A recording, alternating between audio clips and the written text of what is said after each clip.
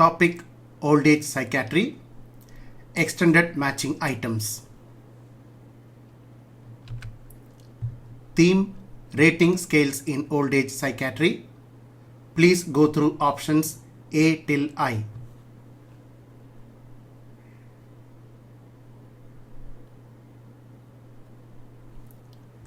Identify the best fitting rating scales that could be used in each of the following situations. Question number 1. This scale is more useful for the elderly as it focuses on cognitive and subjective symptoms more than physical symptoms. The answer is Geriatric Depression Scale. It's originally a 30-item test. It now has 15 items, which enables most subjects to be scored for depression in 4 or 5 minutes. It avoids somatic questions and so good for older patients. An overall score of 5 or more suggests the possibility of a depressive illness. Question number 1. The answer is option C, Geriatric Depression Scale. This is more useful for the elderly as it focuses more on cognitive and subjective symptoms. Question number 2. This scale is helpful to detect depression in people with dementia. The answer is Cornell Scale for Depression. This is the best validated scale for detecting depression in dementing patients. It is an interviewer-administered scale that uses information both from the patient and an outside informant. The correct answer for question number 2 is option G, Cornell Scale for Depression, which is helpful to detect depression in people with dementia. Question number 3. This scale is particularly helpful for older hearing impaired subjects. The scale useful in this situation is called BASDEC. BASDEC stands for Brief Assessment Schedule Depression Cards. It was initially designed for use in liaison psychiatry and is particularly useful with deaf subjects. It consists of a series of statements in large print on cards which are shown to the patient one at a time and answers true or false. Question number 3, option is F. BASDEC scale is particularly helpful for older hearing impaired subjects. Question number 4. This scale is helpful for screening people with dementia. The mini mental state examination is a standard screening instrument for dementia. It takes 5 to 10 minutes to administer. It's a brief tool for grading cognitive impairment in the elderly. It's a 30-point scale. However, it does not pick up frontal executive defects. The answer for question number 4 is option A, mini mental state examination. It is helpful for screening people with dementia. Question number 5. This scale has a number of somatic items which renders it less appropriate for older subjects. The answer is Hamilton Rating Scale. This has a number of somatic items which render it less appropriate for older subjects. It's a general adult scale that quantifies depression but is not a diagnostic tool. The answer for question number 5 is option D. Hamilton Rating Scale has a number of somatic items which renders it less appropriate for older people. Theme: Risk Factors. Please go through options A till I.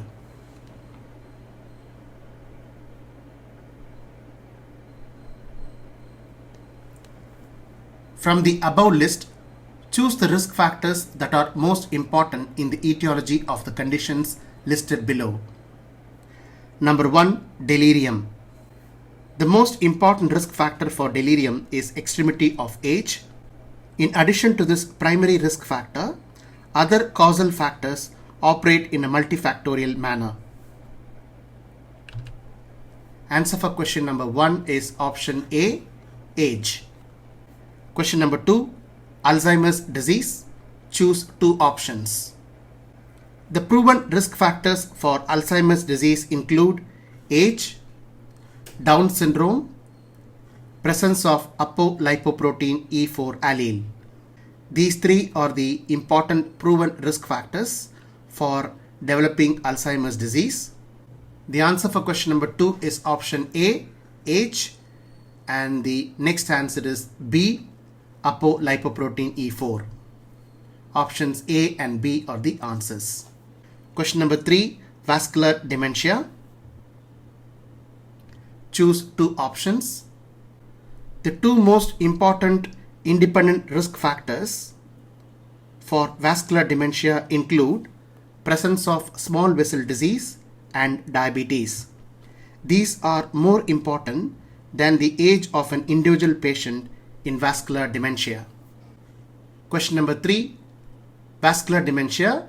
The answers are options C, small vessel disease, and option E, type 2 diabetes. Question number 4, Pick's disease. Pick's disease is caused by autosomal dominant mutation in the TAO gene, chromosome 17q22, with complete penetration. In Pick's disease, there is positive family history in 50% of cases. Question number 4, the correct answer is option I, family history. Question number 5, Creutzfeldt-Jakob disease, also called CJD. CJD is the most common of the human prion diseases. The clinical features include rapidly deteriorating dementia, myoclonus, cerebellar ataxia, and extrapyramidal signs. 85% of cases are spontaneous or sporadic. 10% result from genetic mutation. 5% result from iatrogenic transmission during transplant surgery of dura, corneal grafts, and pituitary growth hormone. The answer for question number 5 is option D. Corneal graft surgery is one of the risk factor for development of CJD. Next theme, dementia. Please look at options A till K.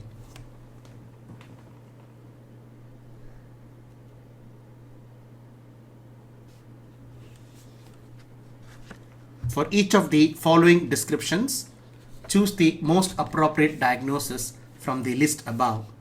Question number 1, a 70-year-old gentleman has a history of hypertension, recurrent transient ischemic attacks, and has a 3-year history of stepwise deterioration in cognitive functions. On examination, he has spastic weakness of left lower limbs and an extensor plantar response. He retains good insight and there is no impairment of personality. The diagnosis is multi-infarct dementia, which is a type of vascular dementia. Vascular dementia can present in 3 different ways. Number 1, cognitive deficits following a single stroke. Number 2, multi-infarct dementia characterized by history of recurrent strokes or transient ischemic attacks and stepwise deterioration in cognitive functions. And the third important type is progressive small vessel disease, also called as Binswanger's disease. This gentleman has a history of hypertension, which is a vascular risk factor. He also has history of recurrent transient ischemic attacks, and there is stepwise deterioration in cognitive functions. He also has positive neurological signs that includes spastic weakness of left lower limbs and an extensor plantar response. All these are suggestive of multi-infarct dementia. People who have multi-infarct dementia also retain good insight and there is generally no impairment of personality. So question number 1, option is I, multi-infarct dementia. Question number 2, a 65-year-old gentleman has a 10 months history of cognitive impairment, fluctuating levels of consciousness, and prominent visual hallucination. He developed severe tremor and rigidity on low dose of haloperidol. These are all features of Lewy body dementia, which is characterized by progressive cognitive decline, recurrent visual hallucinations, and spontaneous motor features of Parkinsonism. The supportive features of Lewy body dementia include fluctuating cognition with profound variation in alertness and attention, history of repeated falls, and history of neuroleptic sensitivity where they are sensitive to psychiatric medications, particularly antipsychotic medicines. It is also important to know the difference between Lewy body dementia and Parkinson's disease dementia. Let's look at Lewy body dementia. In this condition, both motor symptoms of Parkinsonism and cognitive symptoms usually develop within 12 months. Then we call it as Lewy body dementia. If the Parkinsonian symptoms have existed for more than 12 months before dementia develops, then a diagnosis of Parkinson's disease dementia is given. This person has got a 10 months history of cognitive impairment. He also has prominent visual hallucinations and fluctuating levels of consciousness, which are all features of Lewy body dementia. He has developed severe tremor and rigidity on low dose of haloperidol, and there is clear history of neuroleptic sensitivity. So the diagnosis is Lewy body dementia. The answer for question number 2 is option H, Lewy body dementia. Question number 3. A 46-year-old gentleman presents with history of worsening memory. On examination, there is increased tone with rigidity and abnormal jerky movements. There is also a strong family history of dementia. This man is exhibiting features of Huntington's disease. The onset of Huntington's disease is usually during 30s and 40s. Huntington's disease has an autosomal dominant inheritance with high penetrance. The mutant protein in Huntington's disease is huntingtin, which results from an expanded CAG repeats. The important features of Huntington's disease include chorea, dystonia, incoordination, cognitive decline leading to dementia.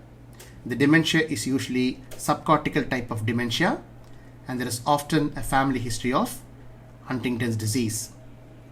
Psychiatric syndromes and behavioral difficulties occur in 60 to 75% of patients.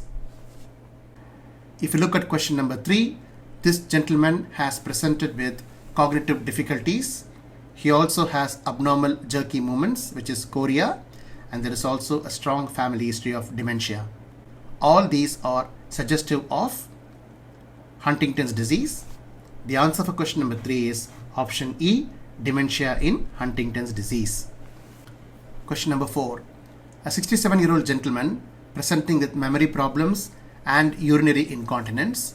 On neurological examination, he has a broad-based short stepping gait. A CT brain scan shows ventricular enlargement. The diagnosis is normal pressure hydrocephalus. It is a syndrome where there is dilatation of cerebral ventricles, especially third ventricle, and normal CSF pressure at lumbar puncture. It typically presents with a triad of dementia, gait ataxia, and urinary incontinence. The gait disturbance always precedes the development of other symptoms. So this gentleman has presented with features of normal pressure hydrocephalus that includes memory problems, urinary incontinence, and gait disturbances.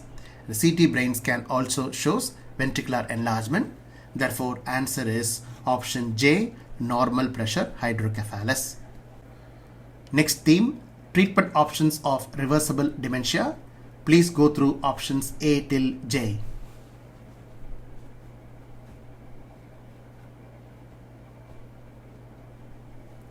For each clinical situation given below, which of the following treatments may provoke a partial or full recoverable state?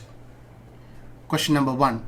A 60-year-old lady presents with recent onset memory loss, an early morning headache, and nausea. This patient has a cerebral tumor which causes symptoms common to all space-occupying lesions, and they are now presenting with signs of raised intracranial pressure, which includes headache, early morning nausea, vomiting, and impaired cognition. Some of these compression symptoms could be treated with corticosteroids such as dexamethasone, which can reduce cerebral edema and relieve pressure symptoms. However, the ultimate treatment of choice is surgical evacuation of the cerebral tumor. The answer for question number 1 is option H, surgical evacuation. Question number 2.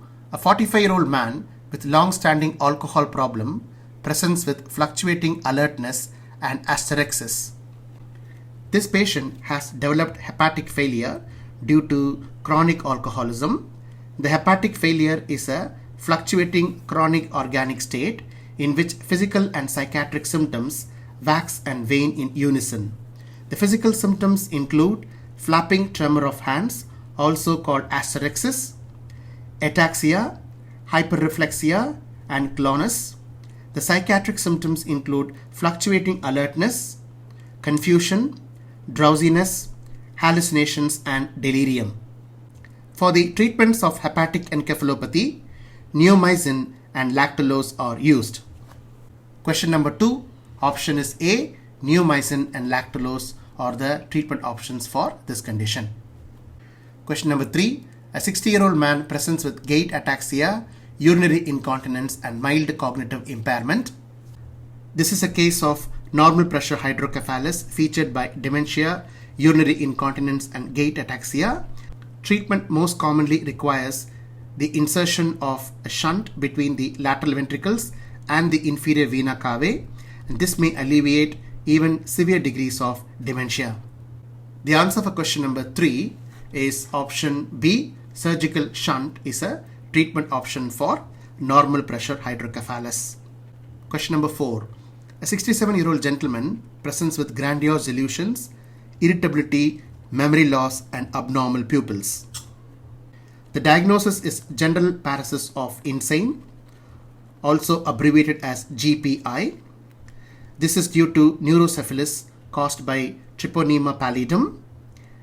Patients with GPI may present with classical grandiose delusions, but depression, psychosis, and dementia are common. About 50% of patients with neurocephalus develop GPI, and if left untreated, it's fatal. Antibiotic therapy prevents disease progression.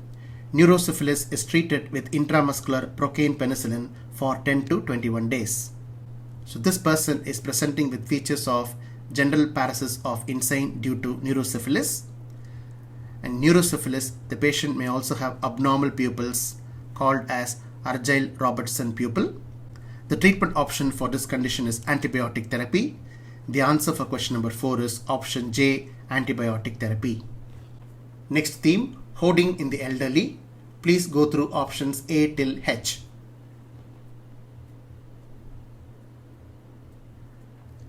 Which one of the above best describes each of the following clinical situations? Number 1, a 60-year-old man who is known to mental health services for a long time appears to be self-neglecting and is collecting various unusual things. These are all features of Diogenes syndrome or senile squalor syndrome, which is usually seen in patients with decomposing personality disorder. These patients can present with features of self-neglect, and they may also have history of hoarding things. Question number 1, the correct answer is option D, Diogenes syndrome. Question number 2, an elderly lady has started to collect things many years ago with the fear that she might lose them if not hoarded. When her daughter tried to get rid of these things, she became severely anxious and upset with the fear that she will lose all her belongings. This lady has got hoarding behavior, which is associated with significant anxiety. This type of hoarding associated with anxiety is suggestive of obsessive compulsive disorder. The answer for question number 2 is option C, OCD. Question number 3, a 60-year-old woman shows gradual change in personality characterized by increasing disinhibition and forgetfulness. She has collected multiple items over the course of last few years. This woman seems to exhibit features of frontotemporal dementia, also called Pick's disease, and there is clear history of gradual decline in personality characterized by increasing disinhibition and also memory loss. Investigators have documented a range of repetitive behavior seen in frontotemporal dementia or Pick's disease. These repetitive behavior include simple acts or complex motor routines such as counting, checking, cleaning, wandering a fixed route, repetitive trips to the bathroom, collecting and hoarding objects, rituals like touching, grabbing, and superstitious acts. So, question number 3, the diagnosis is Pick's disease. Option A is the correct answer.